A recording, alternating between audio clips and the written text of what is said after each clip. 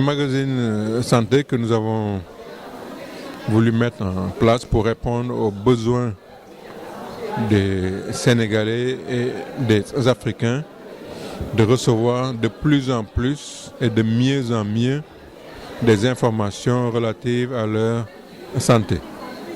D'abord en matière de moyens de prévention et deuxièmement pour la compréhension des maladies dont ils pourraient souffrir. Donc les gens maintenant veulent comprendre ce qu'ils ont, veulent comprendre si c'est grave ou pas, veulent comprendre si on peut soigner ça ou pas.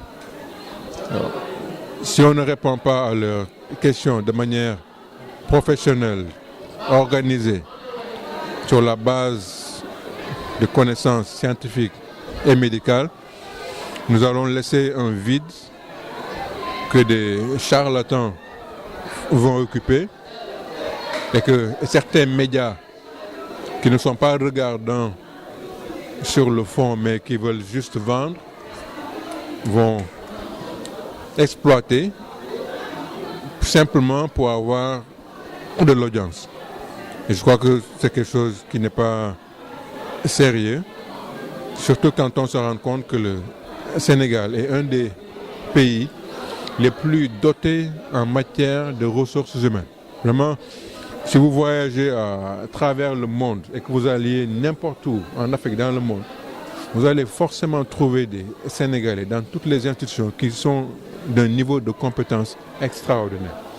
Donc on ne peut pas laisser les gens ignorer des informations dont ils ont besoin et que des charlatans exploitent cette ignorance-là. Donc on a le devoir de mettre en symbiose des professionnels de la santé et des professionnels de la communication parce que ni l'un ni l'autre seul ne peuvent et ne doivent mettre un magazine de santé. Donc nous visons la compétence, nous visons l'excellence pour le seul bénéfice de la population. À chaque numéro, nous allons prendre un thème. Ce numéro porte sur le cancer, le prochain numéro va porter sur les AVC, ainsi de suite. Alors 20 cas par jour, c'est le résumé des 7000 cas de cancer qu'il y a par an ici au Sénégal. Si vous le divisez par le nombre de jours dans l'année, vous avez 19,4, donc ça fait environ 20 cas de cancer par jour. Et ça peut arriver à n'importe qui. Donc il faut que les gens sachent qu'ils peuvent faire partie des 20 nouveaux cas par jour. Soit parce qu'ils ont un fond génétique dans leur famille qui les prédispose à faire un cancer, parce que quelqu'un dans leur famille a déjà souffert d'un cancer, soit parce qu'ils ont un mauvais comportement en matière d'hygiène de vie, c'est-à-dire ils mangent n'importe quoi, ne font pas de sport, ne font pas surveiller leur corps, et en ce moment-là, leur cancer ne va pas être diagnostiqué très tôt et va être diagnostiqué au moment où c'est des complications. Soit parce que c'est des facteurs encore méconnus sur lesquels la recherche est en train de travailler. Donc c'est pour sensibiliser les gens que le cancer peut toucher n'importe qui, n'importe quand. Il n'y a pas d'âge d'ailleurs. Ça peut toucher le nouveau-né jusqu'au vieillard.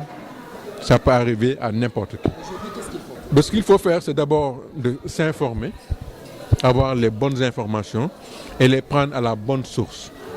La bonne source des informations, c'est le personnel de santé. Ils ont fait des études qui ont duré entre 4 ans et 10 ans, donc ils savent des choses. Il faut leur demander.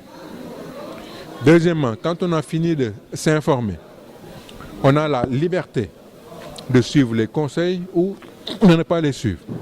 Mais quand des professionnels de la santé synthétisent et rendent compréhensible un message et un trait à la santé, les gens ont intérêt à suivre les conseils parce que notre rôle, c'est de protéger la vie et de promouvoir la vie.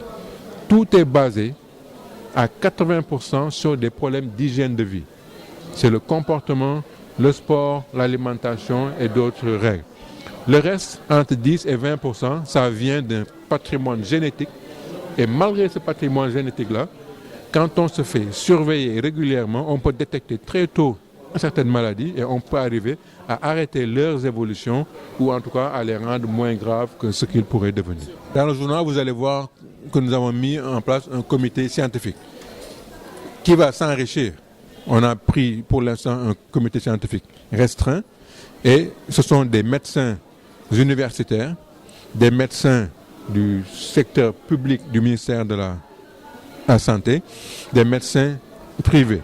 Je ne parle pas que des médecins, il y a des médecins, il y a des chirurgiens, il y a des dentistes, il y a des pharmaciens. Donc ce sont des compétences qui sont tous diplômés d'université, mais vous allez retrouver en même temps des journalistes, c'est-à-dire des gens de votre profession, qui sont en général dans les desks société, culture ou santé de leurs organes de presse, et que nous voulons aussi enrichir. C'est-à-dire que les journalistes qui ont une fibre qui les dirige vers la santé sont les bienvenus pour venir enrichir notre équipe rédactionnelle. Parce que nous sommes sûrs que les médecins seuls ne donneront pas le bon message parce que ça risque d'être très très très compliqué. Les journalistes seuls vont donner une approche journalistique sans avoir les éléments médicaux et scientifiques. Mais quand on met les deux ensemble, on peut avoir un excellent couple qui peut produire un excellent message compréhensible par la population sénégalaise et africaine. Je dis qu'on vise la sous-région.